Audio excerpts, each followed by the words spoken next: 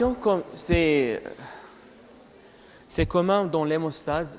Toujours, on doit, avant de commencer l'exploration, toujours il faut commencer par un interrogatoire où il y a beaucoup de questions pour savoir le contexte, je dirais, le contexte clinique. La deuxième chose, c'est après, bon, l'interrogatoire. Deuxième chose, c'est le prélèvement. Alors, j'ai dit bien que la qualité des résultats de l'hémostase dépend beaucoup de la qualité de prélèvement. Normalement, on doit prélever je dirais, selon les recommandations de prélèvement. Et pour l'hémostase, on utilise le tube avec anticoagulant qui est le citrate, le tube avec bouchon bleu. Et normalement, on doit faire le prélèvement, on doit remplir le tube jusqu'au niveau indiqué sur le tube. Ici, toujours, vous pouvez vérifier ça sur les tubes, c'est que toujours sur un tube citraté pour l'hémostase, on indique le niveau de remplissage du prélèvement, pour le prélèvement, le niveau de remplissage du tube. Alors, on a ces explorations, on a des explorations de première intention et de deuxième intention. Alors, de première intention, c'est la première chose. La première exploration, c'est le temps de Quick. Comme j'ai dit, c'est le temps nécessaire pour la coagulation d'un plasma pauvre en plaquettes en présence d'un excès de la thromboplastine. Qu'on va l'exprimer, ce temps de Quick, en secondes, comme on peut le convertir en pourcentage d'ETP. Et si on calcule ce temps de Quick dans le cadre du suivi de vitamine K, on calcule ce qu'on appelle l'INR qui va nous donner une idée sur l'efficacité du traitement. Deuxième exploration, c'est le TCA, c'est la coagulation de plasma en présence de céphaline plus activateur. Et TCA, c'est le mot général. Parfois, l'activateur, le réactif, c'est le kaolin. Alors, on dit TCK. TCK, c'est lorsque l'activateur c'est un kaolin.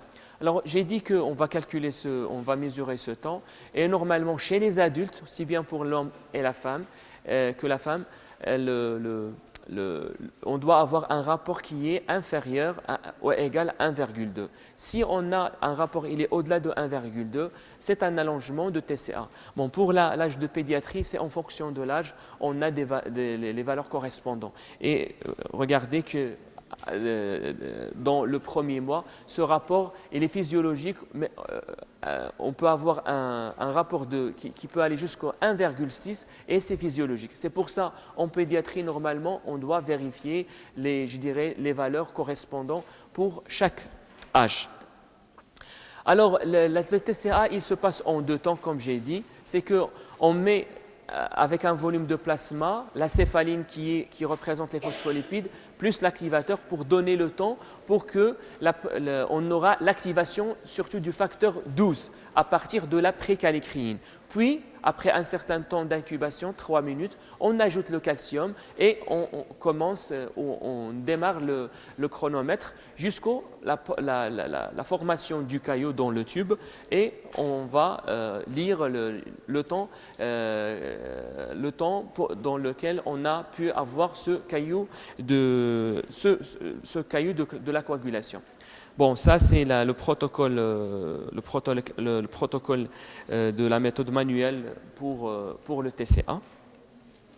Alors on peut faire temps de Quick, temps de TCA, le TCA, temps de céphaline plus activateur, et on peut faire toujours dans les explorations de première intention, on peut faire le dosage de fibrinogène parce que le fibrinogène c'est le substrat de la thrombine qui va être transformé en fibrine pour former le thrombus. Alors aussi dans la coagulation, on fait un dosage de fibrinogène comme on a déjà vu pour l'hémostase primaire. Alors, on a des tests de deuxième exploration.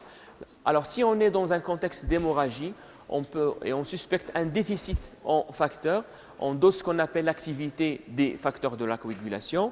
Et si on est dans le contexte de thrombose, c'est-à-dire on vérifie la présence ou l'activité des inhibiteurs de la coagulation, c'est-à-dire on fait le dosage de l'activité de l'antithrombine, le protéine S, le protéine C. Alors, comme ça, on a terminé avec la coagulation.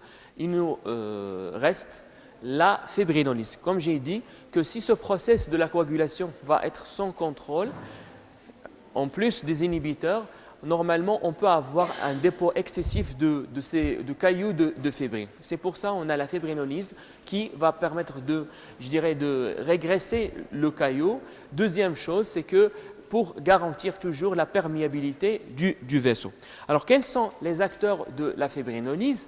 Alors, le fibrinolyse, on a le premier acteur ou l'acteur principal, c'est le plasminogène. Alors le plasminogène, il est sous forme inactive, il va être activé par des activateurs. Alors ici, je cite deux activateurs. On a l'activateur tissulaire de plasminogène, c'est le TPA. C'est le TPA, c'est l'activateur tissulaire du plasminogène. Et on a un autre activateur, c'est l'urokinase. Alors, ces activateurs, ils vont transformer le plasminogène en plasmine. Plasmine, c'est une enzyme qui va dégrader la fibrine en produit de dégradation de fibrine. Votre attention, la plasmine, il va dégrader la fibrine en plusieurs produits de dégradation. Parmi ces produits de dégradation, il y a un produit qui est spécifique de la dégradation de la fibrine. Parce que même le plasma, il peut dégrader d'autres facteurs. Il peut dégrader le fibrinogène, il peut dégrader d'autres facteurs de la coagulation. Et il donne des produits de dégradation. Mais la chose spécifique, votre attention, la chose spécifique de la dégradation de la fibrine, ce sont les didymères. Si je trouve des didymères, veut dire que j'ai une fibrine qui s'est dégradée par le plasmine. D'accord? C'est-à-dire la dégradation du fibrinogène par le plasmine ne donne pas les didymères, il donne d'autres produits de dégradation. Seule la dégradation de fibrine qui donne les didymères. C'est un produit spécifique de la fibrine.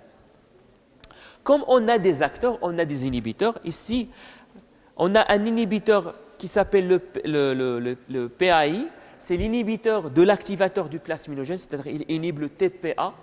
C'est un inhibiteur qui va inhiber l'activateur du plasminogène. Et on a un autre inhibiteur, c'est le alpha-2 antiplasmine. Bon, il y a d'autres, mais ces deux qui sont les principaux inhibiteurs de la fibrinolyse. Alors, pour l'exploration de la fibrinolyse, je peux faire le dosage des didymères. Bon, je peux aussi faire le dosage du fibrinogène. Pourquoi? Parce que la plasmine peut dégrader, elle a plusieurs substrats. Parmi ces substrats, c'est le fibrinogène. Parce que dans certaines circonstances, on a une exagération de la fibrinolyse. La plasmine, il dégrade aussi bien la fibrine et le fibrinogène et même d'autres choses, d'autres facteurs de coagulation, ils peuvent être dégradés par la plasmine. Alors c'est pour ça, dans l'exploration de la fibrinolyse, je peux faire toujours un dosage du fibrinogène.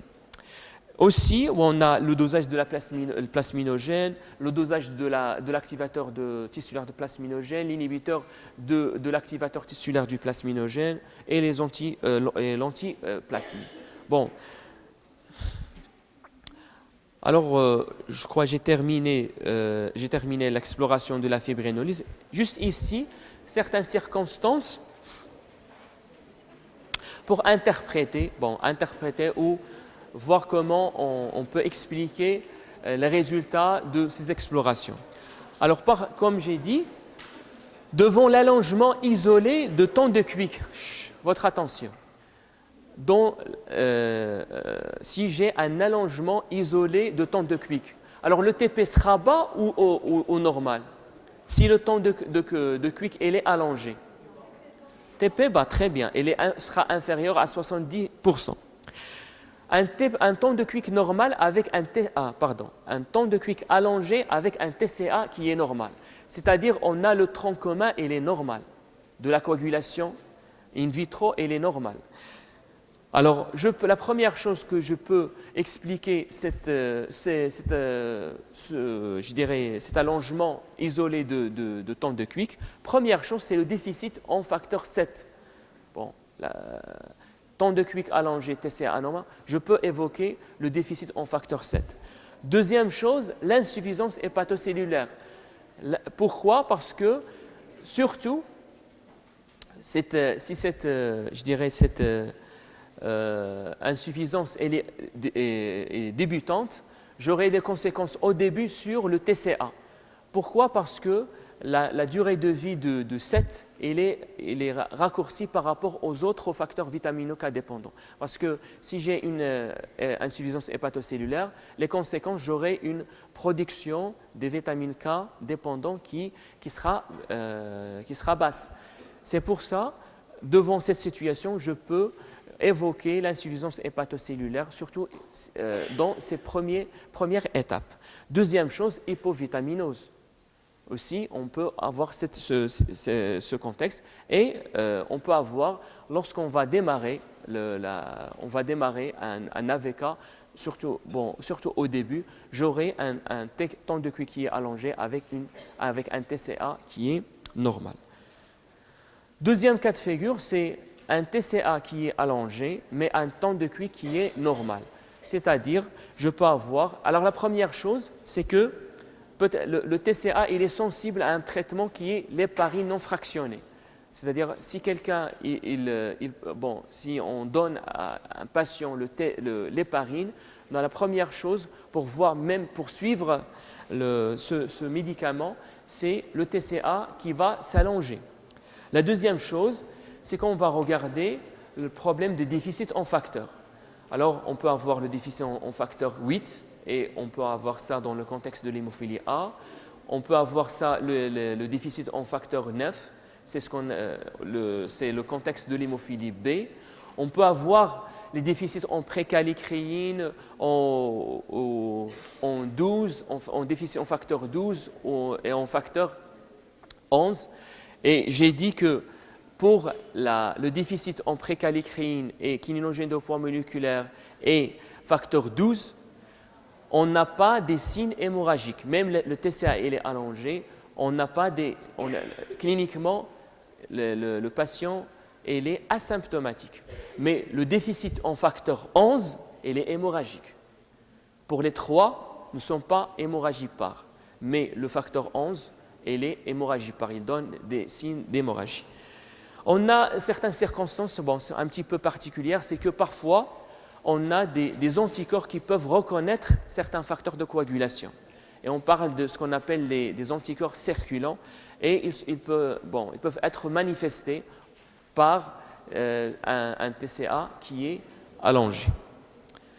Et on arrive au troisième cas, c'est que on a les deux qui sont allongés et on va voir le tronc commun. C'est-à-dire, surtout sur le plan déficitaire, on peut avoir soit le déficit en fibrinogène, soit un déficit en thrombine, soit un déficit en facteur 5, soit un déficit en facteur 10. Et même, soit par un traitement ou hypovitaminose qui est sévère, puisqu'on a les facteurs de coagulation vitamino K dépendants sont impliqués dans les deux explorations. Si j'ai vraiment un déficit très sévère ou une hypovitaminose qui est très poussée, je peux avoir les conséquences sur les deux explorations, sur le temps de QI et sur le temps sur le TCA. Alors ça, dernière chose sur, je dirais, l'exploration des résultats de la coagulation, c'est les déficits, c'est surtout les circonstances d'hémorragie. Mais on a l'autre côté, sont les anomalies de la coagulation qui donnent des thromboses. Alors, si on a un contexte de thrombose, on fait ce qu'on appelle un bilan de thrombophilie. Un bilan de thrombophilie, c'est-à-dire que ce sont des patients qui sont susceptibles de former ou d'installer une thrombose. Alors, c'est surtout ces patients qui sont déficitaires en inhibiteurs de la coagulation. C'est-à-dire, je vais faire le dosage de l'antithrombine, le dosage de la protéine C, c'est-à-dire le dosage de l'activité de l'antithrombine, de la protéine C, de la protéine S.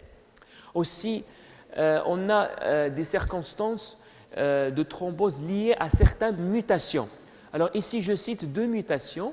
On a une mutation qui va nous donner un facteur 5 qui est anormal. Alors ce facteur 5, cette mutation, il va nous donner ce facteur 5 anormal qu'on appelle facteur 5 Leiden. Le facteur 5 Leiden, bon, Leiden parce qu'on a découvert ça dans, je crois, la faculté de Leiden aux Pays-Bas. Et ils ont nommé le facteur, cette mutation par le nom de la faculté qui a découvert cette mutation. Facteur 5 Leiden, il est résistant. Alors comment l'antithrombine, bon, c'est pas l'antithrombine, comment la protéine C exerce son, je dirais, effet anticoagulant, c'est que, j'ai dit, il inactive le facteur 5 et il inactive le facteur 8.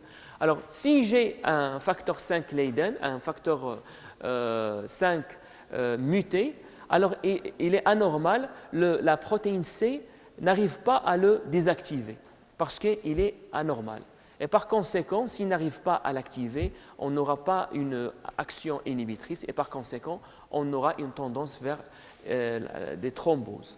Alors, on a cet exemple, le premier exemple de mutation qui va donner un facteur qui est anormal, le facteur 5 Leiden. Deuxième mutation, c'est une mutation qui va donner un facteur 2, on dit mutation facteur 2, 20210, 20210. Alors, c'est quoi la conséquence de cette mutation? Il donne la mutation, alors les conséquences, c'est qu'on va produire une quantité excessive en thrombine. Et par conséquent, on va se trouver dans un contexte d'hypercoagulabilité.